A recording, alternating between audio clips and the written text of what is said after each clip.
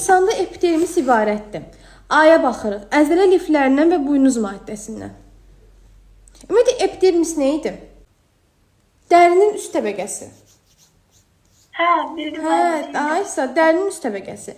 Deyir, o əzələ liflərindən və buynuz maddədən ibarətdir. Dərinin üstündə əzələ var idi? Xeyr, yox. Dəri qısa və uzun çıxımda olan hüceyrələrdən. O da səhvdir. O nədir? Həmən hüceyrələrin adı nədir? Qısa və uzun çıxımlar olan. Dendritlər. Aysa, o hansı hüceyrələrdə var idi? Heyvanlarda. Yəni sinir hüceyrələrində. Aysa, bir-birinə sıx yerləşmiş hüceyrələrdən.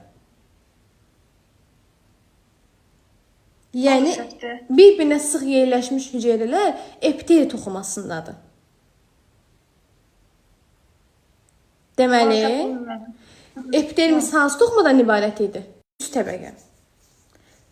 Bax, üst təbəqədə hüceyrələr sıx şəkildə yerləşməlidir ki, bizi qoruya bilsinlər. Duru olsa necə qoruyacaq bizi? Təsəvvür hüceyrə arası maddəsi çoxdur, necə qoruyar bizi? Qoruya bilməz. Deməli, həqiqətən də dərinin üzəri epitel qatından ibarətdir, çox qatlı epiteldən. Və nə edir? Çox bir-birinə sıx yerləşmiş hüceyrələrdən ibarətdir. Gəldik D-yə. Aralarında hüceyrə arası maddə az olan seyrək yerləşmiş hüceyrələr. Bu adətən hansı toxumaya aiddir? Birləşdirici toxumaya aiddir. Deməli, birləşdirici toxumaya aiddirsə, mən bunu epidermis üçün götürə bilərəm? Xeyr, yox. Gəldik Y-yə. Deyir, yalançı ayaqlar əmələ gətirərək fəal hərəkət edən hüceyrələr. O da səhvdir. İnsanda hansı idi o?